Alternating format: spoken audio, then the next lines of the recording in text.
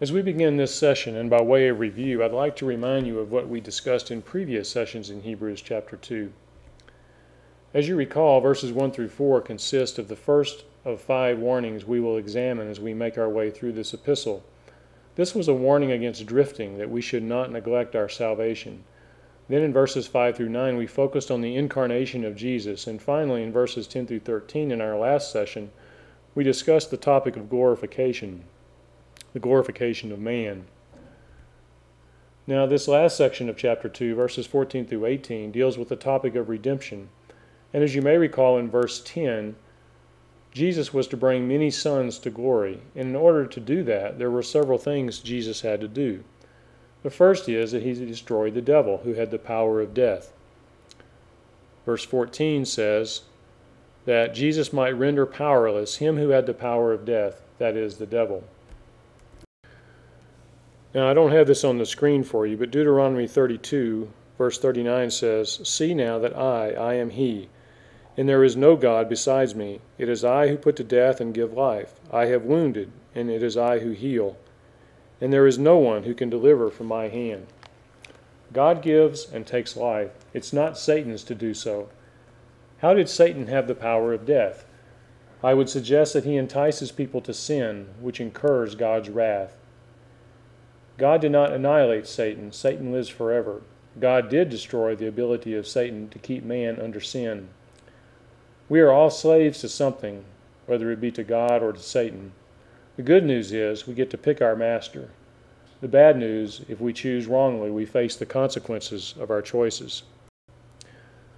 Now note also in this verse that it says the children share in flesh and blood. What's the difference between the incarnation of Christ and our own incarnation? We are born as flesh and blood without a choice.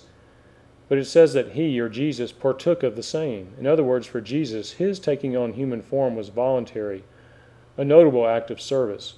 Paul tells us in Philippians 2 the same thing, that Jesus left his heavenly glory and took on the form of a human as a bondservant. We see this in verse 7 of Philippians 2. Jesus emptied himself, taking the form of a bondservant, and being made in the likeness of men, being found in appearance as a man. Now the second thing that Jesus accomplished is that he delivered those who were slaves to the fear of death. What is it about death that men fear? Well, I would suggest 2 things to consider. 1, the pain and certainty of death.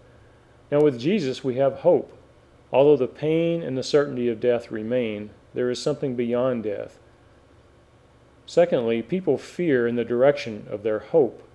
If you have a temporal hope, then your fear is in that direction, for death destroys that hope. But if you have an eternal hope, then death becomes nothing to fear.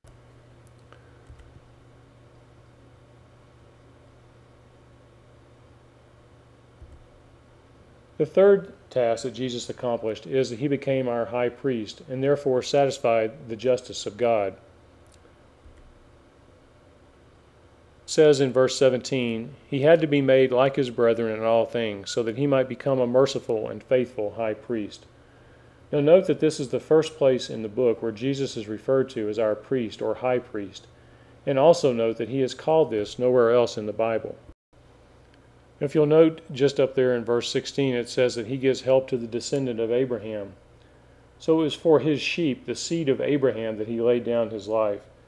Again, I don't have this on your screen, but Galatians 3:29 says, "And if you belong to Christ, then you are Abraham's offspring, heirs according to promise." So Jesus did not do this for the angels. He did this for the saved. Now this is an indication that the angels are not redeemable. And you might also notice that big word in verse 17, propitiation. This came up in our last session, and we didn't really talk about it, but propitiation is the satisfaction of God's justice and wrath against sin. It allows him to be just in forgiving sin. It allows him to take people like me into heaven without making it dirty.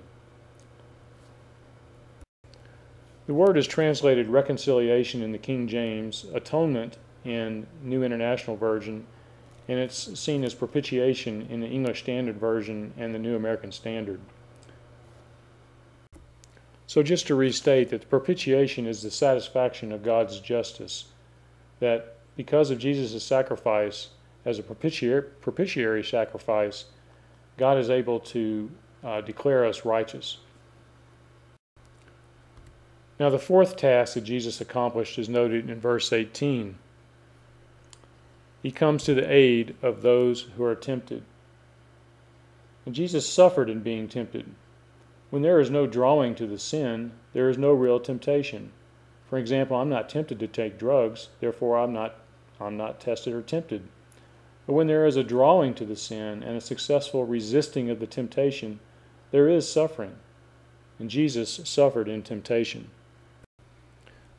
So I would suggest there's a threefold purpose in his coming: to destroy the works of the devil, as we saw in verse 14, to give eternal life, we can see this in John 3:16 and John 10:28, and to save sinners, as we see in 1 Timothy 5:15.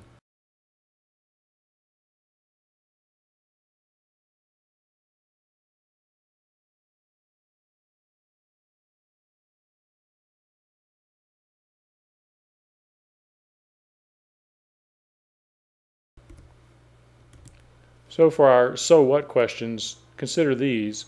Because of Jesus' temptation, he is able to give aid to or have empathy with those who are tempted.